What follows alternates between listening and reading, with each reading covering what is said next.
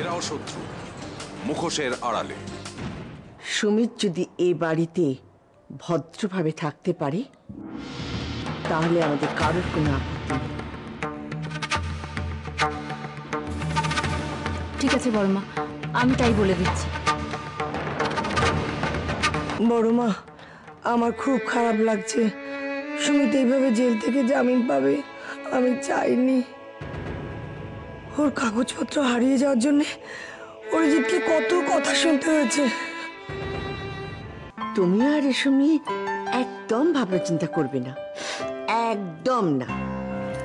দেখি না মা, তুমি বসো, আমি বরঞ্চ গিয়ে দেখি কি কথা হচ্ছে। কেমন?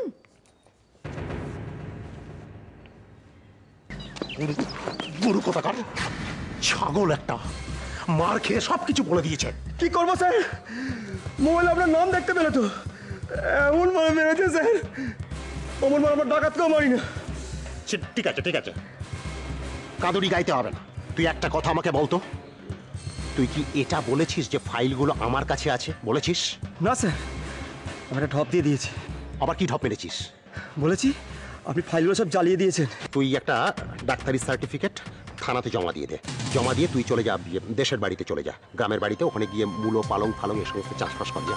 তারপরে ব্যাপারটা যখন থিতিয়ে যাবে, কেসটা একদম ধামা চাপা পড়ে যাবে, তখন তুই চলে আয়। ঠিক আছে? Okay sir. বুঝতে পেরেছিস? যা, দূর হ, দূর হ, চোখের সামনে থেকে দূর হ আমার। গুরু কোথাকার। স্যার এবার কি হবে স্যার? থাম থাম থাম, সুমিতদার সাথে বসতে হবে, একটা ফুল প্রুফ প্ল্যান বানাতে হবে। বুঝতে পেরেছিস? সুমিতাকে বলতে হবে, চল চল, দেরি করা যাবে না, সুমিতার কাছে যা, চল চল চল চল। আমি এখান থেকে চলে যাওয়ার পর আমি চাইবো তুমি সব সময় অরিজিতের পাশে থাকবে, ঠিক যেমন ভাবে তুমি আমার পাশে থেকেছ, অপরাধ দমন করতে আমার সাহায্য করছো। ঠিক একইভাবে আমি চাইবো যে তুমি অরিজিতের পাশেও থাকবে, ওকে সাহায্য করবে। করবে তো? হ্যাঁ স্যার, নিশ্চয়ই করব, নিশ্চয়ই। আব্দুল, তুমি কিন্তু আমাকে কথা দিলে, কথা দিলে তো? ইনশাআল্লাহ স্যার, কথা দিলাম।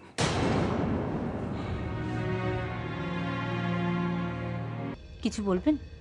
হ্যাঁ, বলতে তো চাই অনেক কথাই, কিন্তু শুনছে কে বলো? কথায় আছে না, গরিবের কথা বাসি হলে মিষ্টি হয়। সময় থাকতে থাকতে তো কেউ আমার কথার গুরুত্ব দেয় না, পরে পস্তায়। মা, আমি একটা কাজ করছি, ভনিতা না করে দয়া করে যেটা বলতে এসছেন ওটা বলে ফেলুন। দেখো নন্দিনী, দেখো ব্যাপারটা আমার চোখে পড়েছে তাই বলছি। কই, বাড়িতে তো এত লোক আছে, কেউ তো ভাবছে না নেহাত আমি তোমার আর অরিজিতের ভালো, মানে তোমাদের ভালো চাই তাই বলছি। আরে শোনো না, ঠিক আছে বাবা, আমি যাচ্ছি।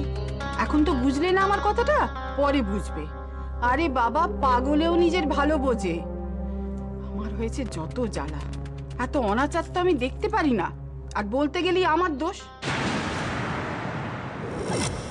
ঠিক আছে, আমি চলি। এই ব্যাপারটা মার মাথায় এলো? আমার তো মনে হয় মার কানে কেউ কুমন্ত্রণা দিয়েছে, কিন্তু কে সে?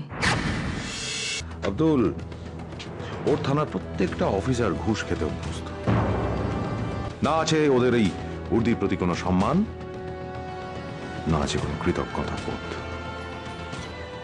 বুঝেছি স্যার। আব্দুল, তুমি খোঁজ নাও পঞ্চুধরের থানার কোন অফিসারকে খুব সহজে হাত করা যায়। স্যার, আমার নজরে একজন আছে। কে? কার্তিক স্যার। কার্তিক ঠাকুর, গট ইট।